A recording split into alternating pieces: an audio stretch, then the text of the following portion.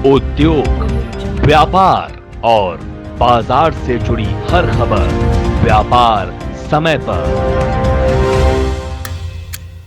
मैं हूं आपके साथ अश्विन यत्री और वक्त हो चला है टॉप 10 न्यूज बुलेटिन का। तो चलिए बिना देरी करते हुए शुरू करते हैं खबरों का सिलसिला।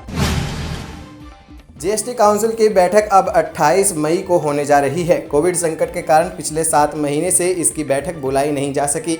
सूत्रों के अनुसार बैठक में कोविड के इलाज से जुड़ी औषधियों, ऑक्सीजन और उपकरणों पर टैक्स की दरों पर चर्चा हो सकती है। राज्यों को इस क्षतिपूर्ति राशि उपलब्ध कराने पर भी विचार विमर्श होगा। राज्य टीके जैसी आवश्यक वस्तुओं पर जीएसटी खत्म करने की भी मांग कर रहे हैं। वित्त मंत्री निर्मला सीतारमण जीएसटी परिषद की 43वीं बैठक की अध्यक्षता करेंगी। उनके कार्यालय ने ट्विटर पर यह जानकारी दी। कोरोना काल में महंगाई आम आदमी की कमर सीधी नहीं होने देगी। पेट्रोल, डीजल और घरेलू एलपीजी की कीमतों ने पहले से ही लोगों को सड़क से किचन तक परेशान कर रखा है। वहीं थोक कीमतों पर आधारित मुद्रास्फीति अप्रैल में सर्वकालिक उच्च स्तर 10.49% पर पहुंच गई।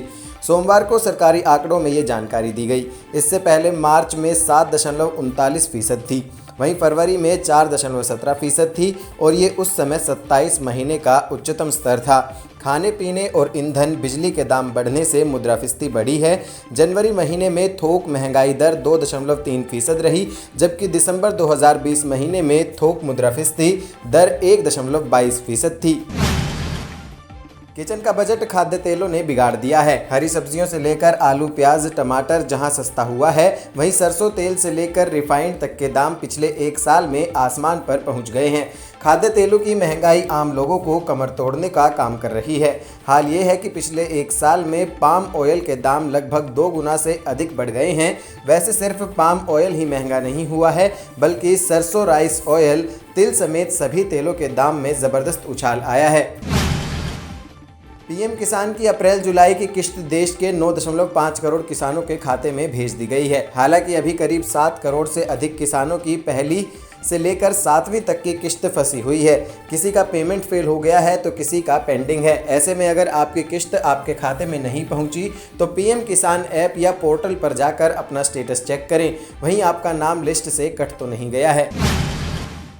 मोदी सरकार ने सभी राज्यों एवं केंद्र शासित प्रदेशों से महीने के सभी दिन और देर तक राशन की दुकानें खुले रखने का निर्देश देने को कहा है। इसका मकसद गरीबों को समय पर और सुरक्षित तरीके से सब्सिडी युक्त तथा मुफ्त अनाज का वितरण सुनिश्चित करना है।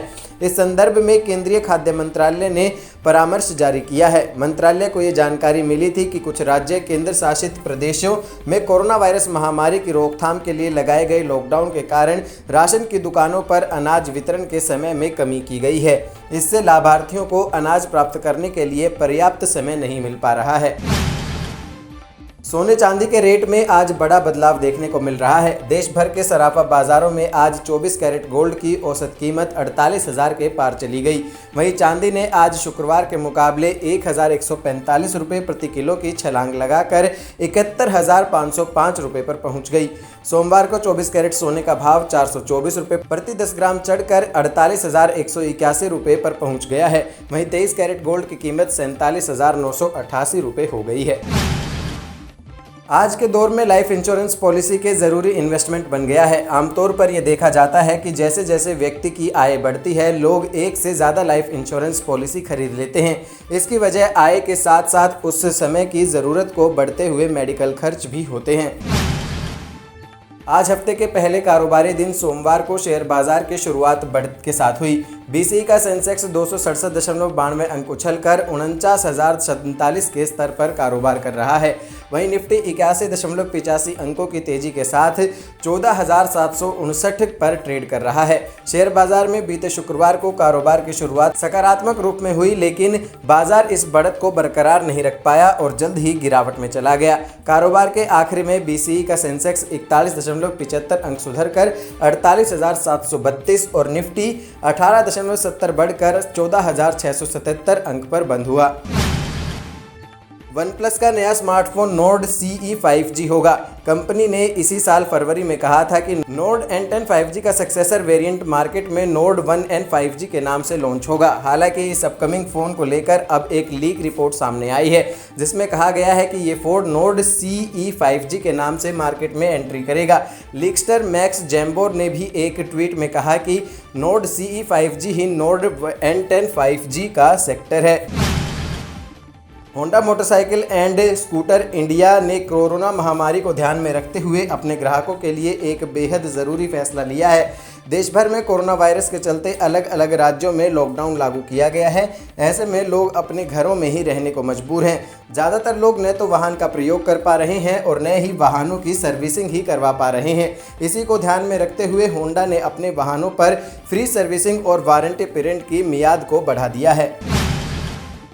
उम्मीद करते हैं आपको हमारे बुलेटिन खासा पसंद आया होगा। अगर आपको ये वीडियो हमारी पसंद आई है तो लाइक कीजिए, ज़्यादा से ज़्यादा लोगों तक शेयर कीजिए और हमारे चैनल को सब्सक्राइब करना बिल्कुल ना भूलें। और अगर आप ये वीडियो हमारे फेसबुक पेज पर देख रहे हैं तो हमारे पेज को ज़रूर लाइक करें। हमसे जुड़े रहने के लिए हमारे YouTube चैनल को सब्सक्राइब करें और नई वीडियो की नोटिफिकेशन के लिए बेल आइकॉन को दबाएं। अगर आप ये वीडियो Facebook पर देख रहे हैं तो लाइक जरूर करें और ज्यादा से ज्यादा शेयर करें। धन्यवाद।